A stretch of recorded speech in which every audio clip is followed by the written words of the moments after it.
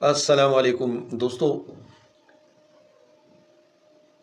अल्लाह ताला बहुत बड़ा है, इतना बड़ा कि हमारे तख़य्युल, हमारे तसव्वुरात इससे भी बाहर। देखिए, हम 5 वक्त की नमाज के लिए जो आज़ानें दी जाती हैं, हर आज़ान में 6 दफ़ा अल्लाह अकबर कहा जाता है, यानी अल्लाह बहुत बड़ा है। मगर हम इन अल्फाज पे न तो सोचते हैं और न ही हमारा ख्याल जाता है इस तरफ। और इस तरह से दिन में 30 दफ़ा, इन 5 वक्त की अजानों में 30 दफ़ा ये लफ्ज़ दोहराया जाता है।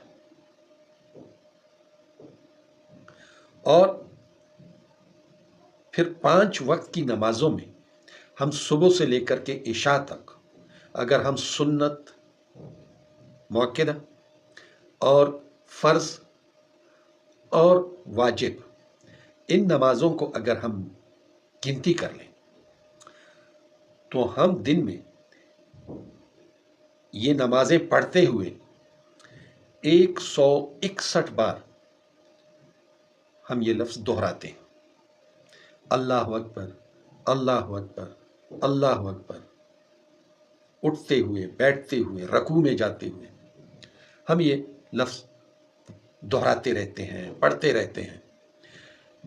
ये हो गया दिन में 191 या 192 बार, यानी 191 और 192 टाइम्स हम इस लफ्ज़ को या तो अपने मुंह से अदा करते हैं, या अपने कानों से सुनते हैं, या हम गैर इरादी तौर पर रटा रटाया इस लफ्ज़ को बोलते रहते हैं।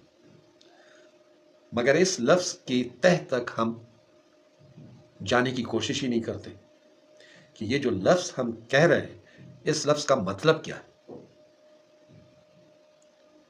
अल्लाह अकबर, अल्लाह बहुत बड़ा है। किस अंदाज में बड़ा है? आजकल साइंसी दौर है, और इस साइंसी दौर में अगर हम ज़मीन को देखें कि ये ज़मीन जो लाखों साल या करोड़ों साल से ये ज़मीन है, तो इस ज़मीन को आज तक हम फुल नहीं कर सके। लोग आते हैं, जाते हैं, जायदादें बनाते हैं, मकान बनाते हैं, फार्म हाउसेस बनाते हैं, ज़रात के बड़े बड़े मतलब है फार्म हाउसेस होते हैं, उनके बाग होते हैं, पहाड़ों पे कब्जे कर रहे हैं, मगर इस ज़मीन को ख़त्म नहीं कर सके। इस ज़मीन की पैमाइश ये कहा जाता है कि 40,000 किलोमीटर है।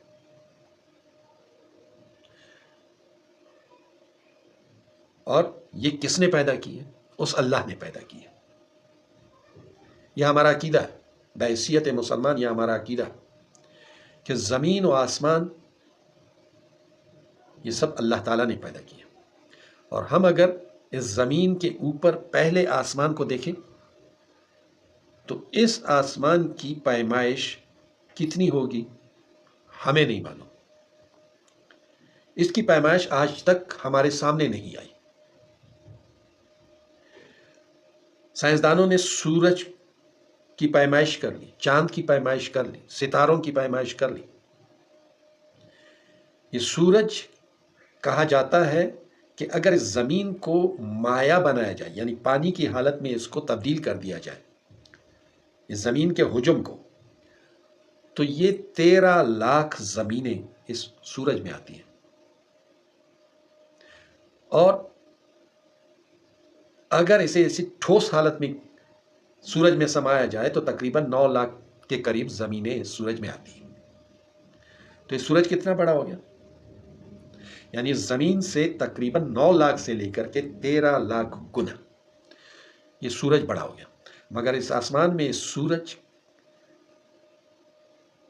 को अगर हम देखें तो कितना सा नज़र आता है?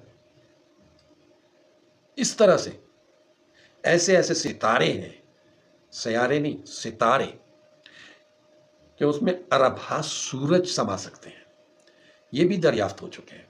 تو زمینیں کتنی، مگر ہم ان ستاروں کو اگر اس زمین سے دیکھیں تو چھوٹے چھوٹے نقطے ہمیں نظر آتے ہیں۔ تو کتنے ملین بلین ستارے اس آسمان میں، اور قرآن پاک میں کہا جاتا ہے کہ میں نے زمین کے اوپر جو آسمان ہے اسے ان ستاروں، چاند، سورج وغیرہ سے مزین کر رکھا ہے، یعنی اس کو زینت دی ہے۔ تو یہ آسمان کتنا بڑا ہو گیا، اس کی پیمائش تو یہ کس نے پیدا کیا؟ اللہ نے پیدا کیا۔ اور پھر اس آسمان کے اوپر جو دوسرا آسمان کہا جاتا ہے، اور قرآن پاک 7 آسمانوں کا ذکر کرتا ہے، تو یہ 7 آسمان یہ کتنے بڑے بڑے ہیں، اور پھر اللہ تعالیٰ کی کرسی وہ کتنی بڑی ہے۔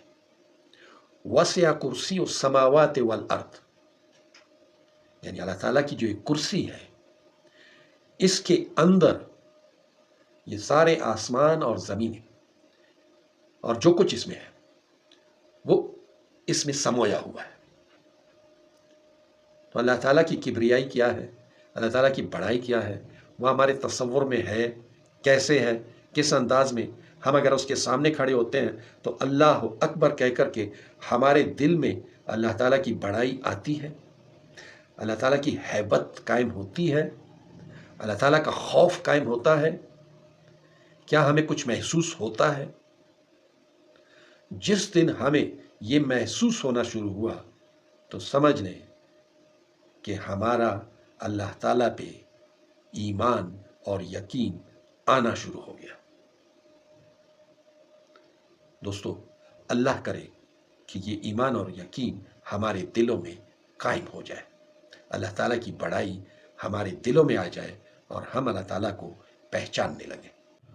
دوستو، اگلی ویڈیو تک اجازت دیجیے۔ اللہ حافظ۔